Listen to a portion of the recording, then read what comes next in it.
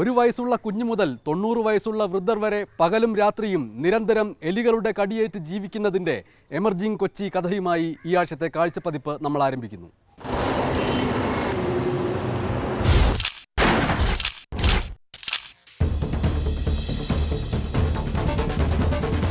Emerging കേരളയുടെ വികസന സ്വപ്നങ്ങൾ അണിയറയിലിരുന്ന് വിഭാവനം ചെയ്യുന്ന വിദഗ്ധരുടെ കാഴ്ചയിലേക്ക് കാഴ്ചപ്പതിപ്പ് മെട്രോ കൊച്ചിയിൽ നിന്ന് ഇതുവരെയും കാണാത്ത ചില കാഴ്ചകൾ കാണിച്ചു തരുന്നു. കൊച്ചി കോർപ്പറേഷന് കീഴിലെ 260 ചേരികളിൽ നിന്നുള്ള എലിജീവിതങ്ങളെ. രാവിലെ മുതൽ രാത്രി വരെ ഉറങ്ങുമ്പോഴും എലികളുടെ കടിയേറ്റ് മാത്രം ജീവിക്കാൻ വിധിക്കപ്പെട്ടവരെ. മനുഷ്യരെ കടിച്ചു കീറാൻ വേണ്ടി എലികളും പൂച്ചകളും ഒരുമിച്ച് ബന്ധം സ്ഥാപിച്ച ഒരു ചേരിയുടെ കഥ.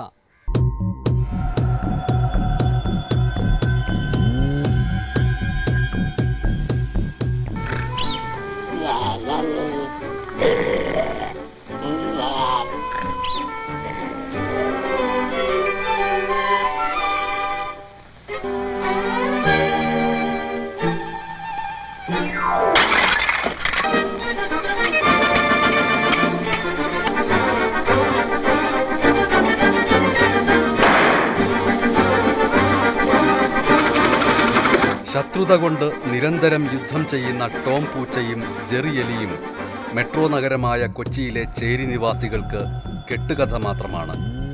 കാരണം ഇവരുടെ ജീവിതത്തിൽ ടോം പൂച്ചയും ജെറി എലിയും പരസ്പരം ആക്രമിക്കുന്നില്ല. പകരം ഇവിടെ എലിയും പൂച്ചയും ഒത്തൊരുമിച്ച് മനുഷ്യരെ കാർന്നു തിന്നുകയാണ്.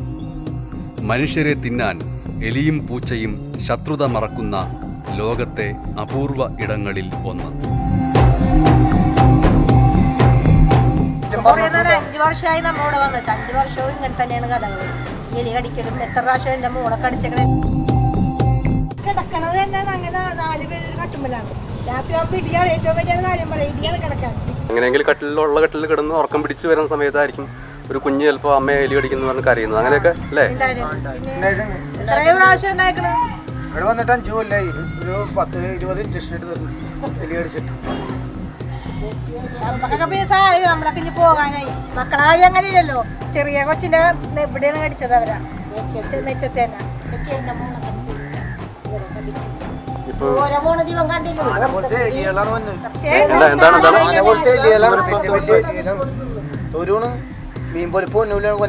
അതല്ലേ? പൊതുവെ എലി കടിക്കാത്ത വീടുകൾ ഉണ്ടാവില്ല അല്ലേ ഇവിടത്തെ? റോഡിന്റെ സൈഡല്ലേ? 2.5 കിലോ ഉണ്ട് ഒരു എലി. നമുക്ക് പേടിയാവും കാണുമ്പോ. പൂച്ചയായിട്ട് ഇങ്ങനെ പൂച്ച ഓടി പോണു. പൂച്ച എലിയും കാണുമ്പോ എന്താ ഒരു മിനിറ്റ് എന്താ അത്ര വലിയ എലിയാണ്. പൂച്ച പിടിക്കാനല്ലേ എലിന. പൂച്ച എലിയും ഒപ്പിരുന്ന് ഭക്ഷണം കഴിക്കും. ഒരു 6 മണിയാകുമ്പോ കാട്ടിച്ചേരാം. ചേരികളെക്കുറിച്ച് ചേരികളിൽ താമസിക്കുന്ന മുഷിഞ്ഞ ജീവിതങ്ങൾ തുരുതുരാ പറഞ്ഞാലും നമ്മുടെ ചില കാതുകൾക്ക് വിശ്വസിക്കാൻ അച്ചടി ഭാഷയിലുള്ള വിവരണം വേണ്ടിവരുന്നു എന്നത് നമ്മുടെ കാതുകളുടെ കുഴപ്പമാണോ?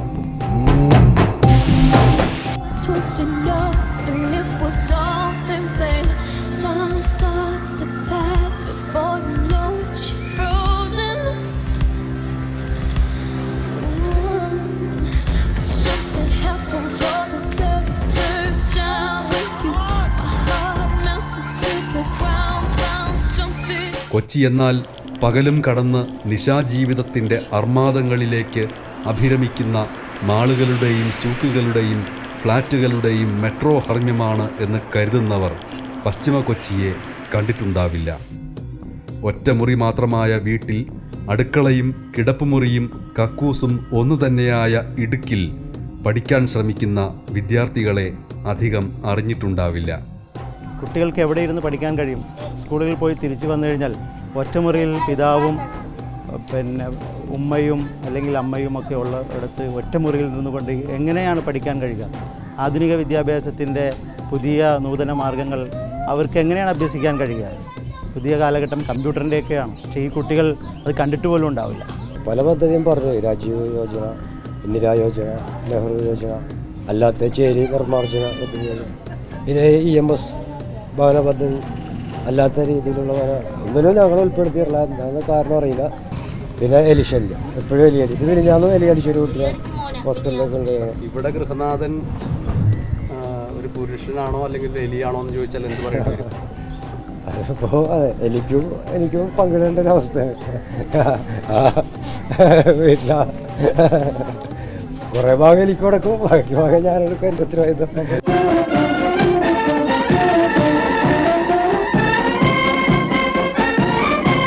പിന്നെ ഇത് ഇന്ത്യ രാജ്യമായതുകൊണ്ട് വലിയ അത്ഭുതം തോന്നുന്നത്. കാരണം അങ്ങനെയാണ് ഇന്ത്യ. ഞാനങ്ങനെ സാധാരണ ഇന്ത്യനെ സാറേ ജാസ് അച്ഛ ജന്തു സിത്ത ഹമാരാണ് ഞാൻ സ്വയം മനസ്സിൽ പറയും. ജന്തുസ്ഥാൻ പോലെ ഒരു പശുത്വത്തൂലാണ് ഇന്ത്യ, മനുഷ്യർക്ക് പോലില്ല.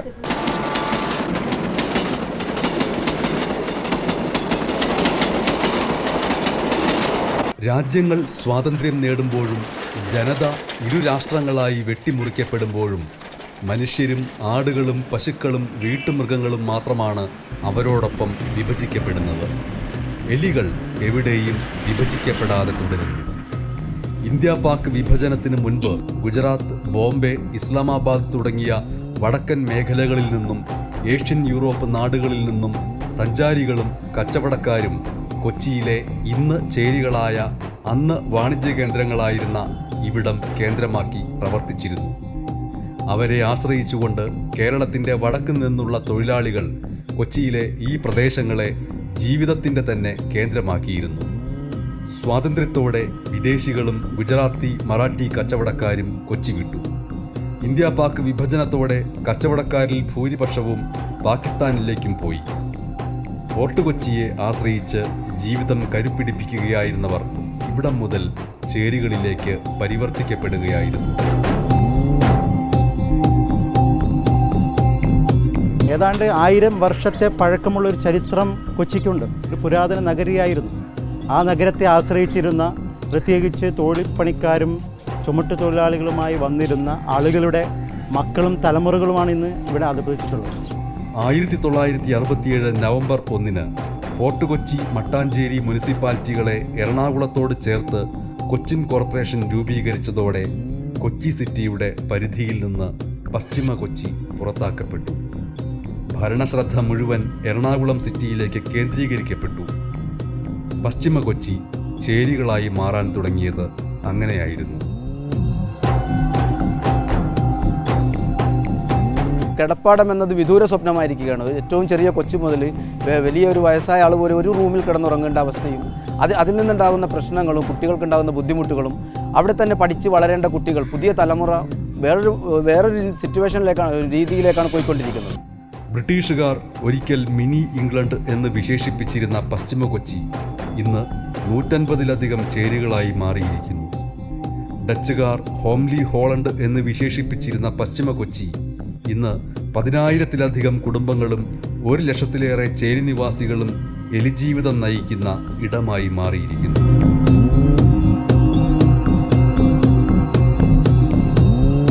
എറണാകുളം പോലുള്ള നഗരങ്ങളിൽ ഒരു വലിയ ഫ്ലാറ്റുകളിൽ ഏറ്റവും മുകളിൽ വരെ വെള്ളം എത്തുമ്പോൾ ഇവിടെ ചേരി നിവാസികൾ ചാമ്പിയിട്ടാണ് വെള്ളം എടുക്കുന്നത്. കുട്ടികളെ പഠിപ്പിക്കേണ്ട സമയത്ത് അവർ വെള്ളത്തിന് വേണ്ടിയിട്ട് നെട്ടോട്ടത്തില്ല.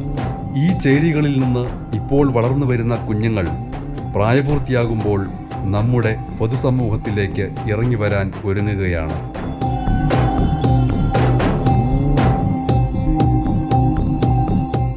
കൊച്ചിൻ കോർപ്പറേഷന്റെ കീഴിലുള്ള 260 ചേരികളിലെ ഏറ്റവും പാവപ്പെട്ട വിദ്യാർത്ഥികൾ താമസിക്കുന്ന സ്കൂളിലേക്കാണ് നമ്മുടെ ഈ യാത്ര.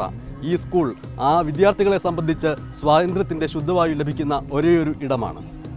കറുപ്പ് യുദ്ധം എന്ന് നിങ്ങൾ കേട്ടിട്ടുണ്ടോ? എന്താണ് ഈ കറുപ്പ് എന്ന് പറഞ്ഞാൽ? അതൊരു ലഹരി അല്ലേ? ലഹരി കിട്ടുന്ന ഒരു പദാർത്ഥമാണ് കറുപ്പ്. അപ്പോൾ കറുപ്പ് യുദ്ധം എന്നാണ് അത് അറിയപ്പെടുന്നത്. അതായത് ഇഷ്ടം പോലെ കറുപ്പ് ഇംഗ്ലീഷുകാർ കപ്പൽ നിറയെ കറുപ്പ് കൊണ്ടുവന്നിട്ട് ചൈനയിൽ വിറ്റ് അവർക്ക് അപ്പോൾ വൻതോതിൽ ലാഭം കൊയ്യാൻ സാധിച്ചു. അങ്ങനെ കറുപ്പ് ധാരാളം വാങ്ങി അവരെല്ലാവരും ഈ ഒരു ലഹരി വന്നു കഴിഞ്ഞാൽ ജനങ്ങൾ പിന്നെ എങ്ങനെയായിരിക്കും? അവർക്ക് ശരിക്കും ചിന്തിക്കാനോ പ്രവർത്തിക്കാനോ നല്ലൊരു ആരോഗ്യമുള്ളൊരു ജനതയായി മാറാൻ സാധിക്കുമോ? ഒരു രാജ്യത്തിൻ്റെ ഒരു സമ്പത്തായി മാറാൻ പറ്റുമോ അവർക്ക്? ഇല്ല. ഫോർട്ട് കൊച്ചിയിലെ പ്രധാനപ്പെട്ട സ്കൂളുകളിലൊന്നാണ് സെൻട്രൽ കൽവാത്തി ഹയർ സെക്കൻഡറി സ്കൂൾ. 3 വർഷം മുമ്പ് വരെ ഇവിടുത്തെ വിദ്യാർത്ഥികളിൽ ചേരികളിൽ നിന്ന് വന്നിരുന്നവരിൽ ചിലർ വൈറ്റ്നർ പോലെയുള്ള ചെറുകിട മയക്കുമരുന്നുകളുടെ അടിമകളായിരുന്നു. ചേരിയുടെ പ്രതിസംസ്കാരം വിദ്യാർത്ഥികളിൽ നിന്ന് കഴുകിക്കളയാൻ പാഠപുസ്തകങ്ങൾക്കോ അധ്യാപകർക്കോ 3 വർഷം മുമ്പ് വരെ കഴിഞ്ഞിരുന്നില്ല. ഇപ്പോൾ ഈ സ്കൂൾ എല്ലാ വിദ്യാർത്ഥികളെയും നന്മയിലേക്ക് നയിക്കാനുള്ള യജ്ഞത്തിന് തുടക്കമിട്ടിരിക്കുന്നു. ചിലരെങ്കിലും മയക്കുമരുന്നിൻ്റെ ലോകത്തേക്ക് എത്തിപ്പെടാൻ സാധ്യതയുണ്ടെന്നുള്ള കാര്യം മനസ്സിലാക്കിയത് എങ്ങനെയാണ്? അത് ക്ലാസ്സുകളിൽ അവർ ഒരു പ്രത്യേകതര സ്വഭാവങ്ങൾ പ്രകടമാക്കുന്നു. അനുസരണയില്ലായ്മ. സാധാരണ നോർമലായ കുട്ടികൾ പെട്ടെന്ന് ദേഷ്യം പ്രകടിപ്പിക്കും. അതല്ലെങ്കിൽ അവർ ഒരു ക്ഷീണം, തളർച്ച അനുഭവപ്പെട്ട പോലെ കിടക്കുന്നു ക്ലാസ്സിൽ. ഊർജ്ജസ്വലമായിരുന്ന കുട്ടികളാണ്. പെട്ടെന്നൊരു ദിവസം നോക്കുമ്പോൾ ഈ വ്യത്യാസം കാണുമ്പോൾ ഞങ്ങൾക്കത് മനസ്സിലാകും. അപ്പോൾ ആ രീതിയിൽ ഞങ്ങൾ കൗൺസിലിംഗ് ക്ലാസ് കൊടുക്കുകയും പിന്നെ ഇതുപോലെ ഇവിടെയുള്ള ഡോക്ടേഴ്സ്, അടുത്ത ഗവൺമെൻറ് ഹോസ്പിറ്റലിലെ ഡോക്ടേഴ്സ് ഞങ്ങൾക്ക് ഇടയ്ക്ക് ക്ലാസ് നടത്താറുണ്ട്. അപ്പോൾ അങ്ങനെ അവരുടെ മുന്നിൽ ഹാജരാക്കുമ്പോൾ ഞങ്ങൾക്കത് പ്രത്യേകമായിട്ട് മനസ്സിലാവും. ആ രീതിയിൽ ഞങ്ങൾ അവർക്ക് പരിചരണം കൊടുക്കുന്നു. അപ്പോൾ ഇപ്പോൾ കാര്യമായിട്ട് പ്രശ്നങ്ങളൊന്നുമില്ല, എല്ലാം നല്ല രീതിയിൽ പോകുന്നു. അവർക്ക് ഇത് എവിടെ നിന്ന് കിട്ടുന്നു അല്ലെങ്കിൽ എന്താണ് ഉപയോഗിക്കുന്നത്? വലിയ അപകടകരമായിട്ടുള്ളതാണോ അതോ നമുക്ക് ചികിത്സിച്ച് മാറ്റാവുന്ന, അതിനെക്കുറിച്ച് അറിയാൻ കഴിഞ്ഞിട്ടുണ്ടോ? ഞങ്ങളിപ്പോൾ ലേറ്റസ്റ്റ് ആയിട്ട് അറിഞ്ഞത് നമ്മുടെ വൈറ്റ്നർ പോലത്തതൊക്കെയാണ് ഇപ്പോൾ അവർ ഉപയോഗിക്കുന്നത്. അത് മണുക്കുക. മറ്റുള്ളവ നിരോധിച്ചപ്പോൾ ഇപ്പോൾ കുട്ടികളുടെ ഒരു പ്രധാന ഉദ്ദേശം ഇതാണെന്ന് ഞങ്ങൾ മനസ്സിലാക്കുന്നു. ഇവിടെ ഫിഷിംഗ് ഹാർബർ ഉള്ള സമയത്ത് അവിടെ മീൻ അധികം വന്നു കഴിഞ്ഞാൽ പിള്ളേരെല്ലാം അങ്ങോട്ട് പോകും. ക്ലാസ്സുകൾ പല സമയത്ത് ഉച്ചയ്ക്ക് ശേഷം കാലിയായിരിക്കും. അങ്ങനത്തെ ഒരു സാഹചര്യം ഈ സ്കൂളിൽ ഉണ്ടായിട്ടുണ്ട്. 99.3% വിദ്യാർത്ഥികൾ സാമ്പത്തിക ദാരിദ്ര്യതയ്ക്ക് ഏറ്റവും താഴെ കിടക്കുന്ന ആളുകളാണ്. 1% എന്തെങ്കിലും ചെയ്തു കൊടുക്കാൻ പറ്റുന്നുള്ള നിലയ്ക്ക് കൊടുത്ത PTA ടീച്ചേഴ്സും പാടെ ഒരു നേരത്തെ ഭക്ഷണം അവർക്ക് നല്ല ഫുഡ് നിയമം കൊടുക്കുന്നുണ്ട്. അതിൽ ഒരു പ്രത്യേക ഗുണവും കാണേണ്ട. കുട്ടികളുടെ ഒരു താല്പര്യം, അവർക്ക് വയറിറച്ച് ഭക്ഷണം കിട്ടുന്ന സമയത്ത് അവർക്കുണ്ടാവുന്ന ഒരു താല്പര്യം അത് നമുക്ക് മനസ്സിലാക്കാൻ സാധിച്ചു. അതിൻ്റെ പിന്നിൽ അതിൻ്റെ ഒരു കഴിവ് കൂടിയുണ്ട്. കാരണം അവർക്ക് ആ ഉച്ചഭക്ഷണം കിട്ടുമ്പോൾ നല്ല ഫുഡ് കിട്ടുന്നുള്ളതൊരു സന്തോഷമുണ്ട്. കൊച്ചിൻ കോളേജ് ഫോർട്ട് കൊച്ചിയിലെ പ്രധാനപ്പെട്ട കോളേജുകളിലൊന്ന്. കൊച്ചിൻ കോർപ്പറേഷൻ്റെ കീഴിലെ 260 ചേരികളിലെ പ്രധാനപ്പെട്ട ചില ചേരികളിലെ അപൂർവം ചില വിദ്യാർത്ഥികളും ഈ കോളേജിലുണ്ട്. ഒരുപക്ഷെ വിശാലമായ ക്യാമ്പസ് ജീവിതത്തിൻ്റെ വർണ്ണശബളിമയ്ക്കിടയിൽ അവരുടെ ഇരുണ്ട ജീവിതങ്ങൾ ഒരുപക്ഷെ തെളിഞ്ഞു കണ്ടു എന്ന് വന്നേക്കില്ല. അവർ വരുന്നത് ദരിദ്ര കുടുംബങ്ങളിൽ നിന്നാണെങ്കിലും വേഷവിധാനം കൊണ്ട് അവരെ തിരിച്ചറിയാൻ കഴിയില്ല. അവരെ തിരിച്ചറിയണമെങ്കിൽ അവർ ഈ ക്യാമ്പസിൽ നിന്ന് പുറത്തിറങ്ങണം. അവർ അവരുടെ പതിവ് ജീവിതങ്ങളിലേക്ക് ഇറങ്ങിച്ചെല്ലണം.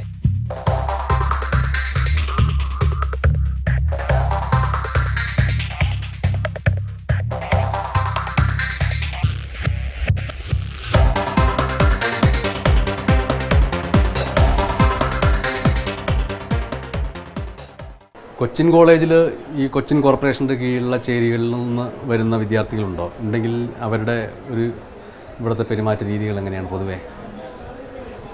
കൊച്ചിൻ കോളേജിൽ നിന്ന് ധാരാളം കുട്ടികൾ ആ രീതിയിൽ വരുന്നുണ്ട്.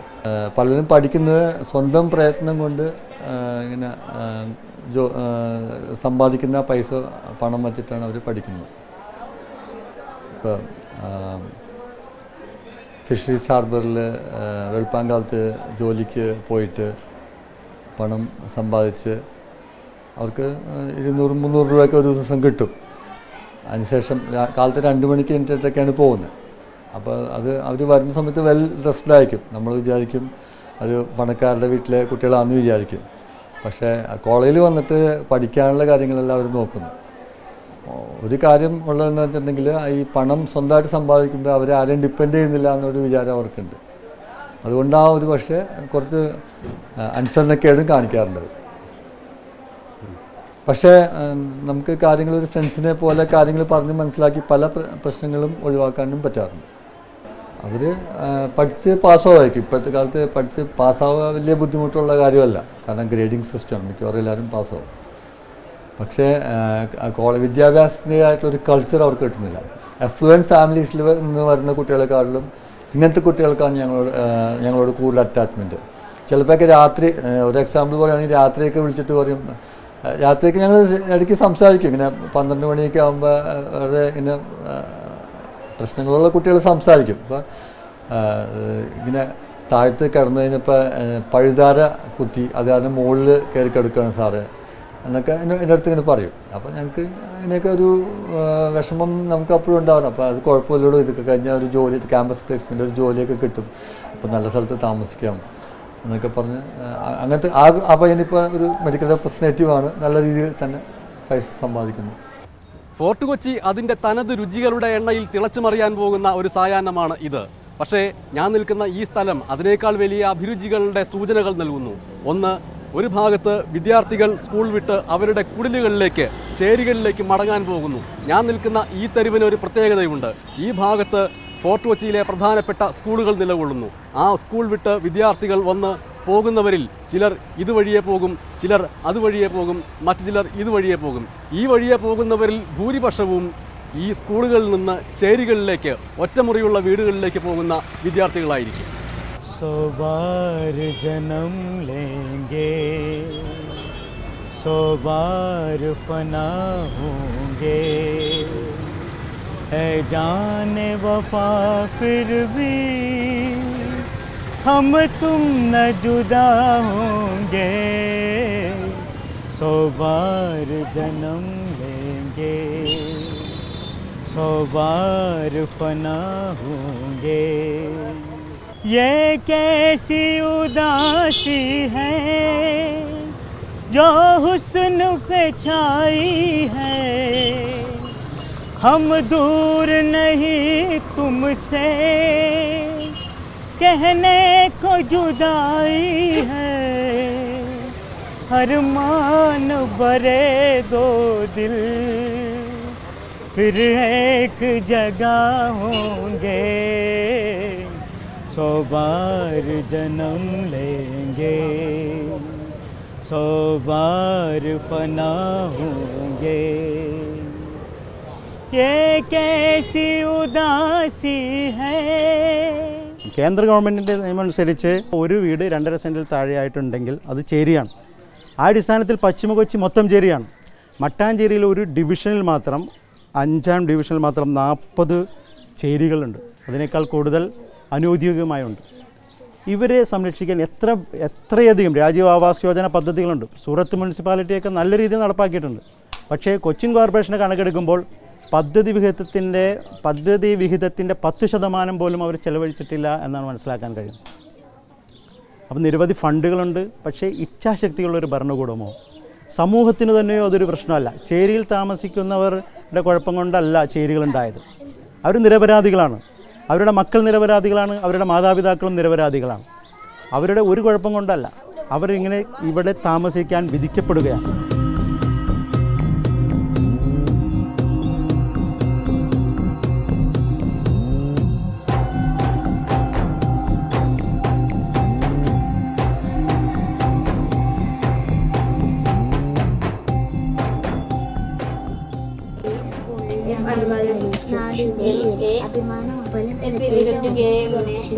കെയുടെ വില 1 ആകത്തക്ക രീതിയിലാണ് ബലത്തിന്റെ യൂണിറ്റായ നോട്ടുകൾ നിർണ്ണയിക്കപ്പെടുന്നത്.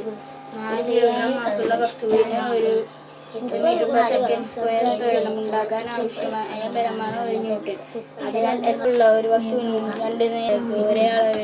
റിയൽ എസ്റ്റേറ്റ് സ്വപ്നങ്ങളിലേക്കും 2ഉം 3ഉം നിലയുള്ള വീടുകളുടെ ആഡംബരക്കിനാവുകളിലേക്കും നമ്മളുടെ മനസ്സ് മുന്നോട്ട് പോകുമ്പോൾ ജീവിതത്തിൻ്റെ യാഥാർത്ഥ്യങ്ങളിലേക്ക് ചിലപ്പോൾ നമ്മൾക്ക് പിന്തിരിഞ്ഞ് യാത്ര ചെയ്യേണ്ടി വരും. അപ്പോൾ 1 വയസ്സുള്ള കുഞ്ഞു മുതൽ 90 വയസ്സുള്ള വൃദ്ധർ വരെ എലികളുടെ കടിയേറ്റ് ജീവിക്കുന്നവരുടെ ജീവിതം ചിലപ്പോൾ നമ്മൾക്ക് കാണേണ്ടി വരും. പക്ഷേ നോക്കൂ, തൊട്ടു മുൻപ് ഈ ജീവിതങ്ങളെക്കുറിച്ച് പറയുന്നതിന് മുൻപ് ഈ കുരുന്നുകളെ സാക്ഷിയാക്കി ലജ്ജയില്ലാതെ വിയർപ്പ് തുടച്ചും മേക്കപ്പിട്ടും സ്വന്തം ഇമേജിൽ ദത്തശ്രദ്ധനാവുന്ന എൻ്റെ വൃത്തികെട്ട പ്രൊഫഷണലിസത്തെ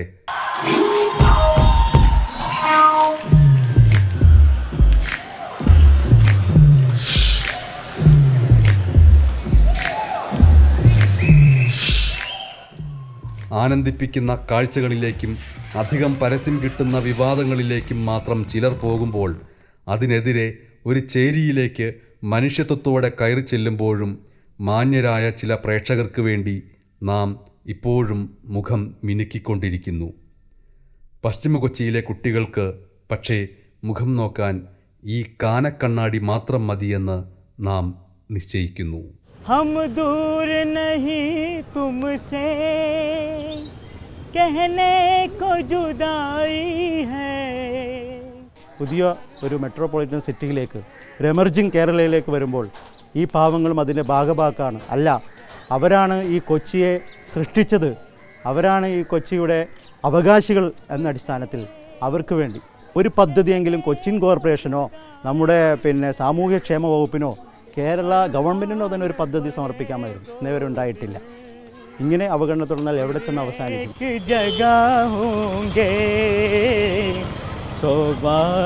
ജനം ലേംഗേ सौ बार फना होंगे है जाने वफा फिर भी हम तुम न जुदा होंगे 100 बार जन्म लेंगे 100 बार फना होंगे.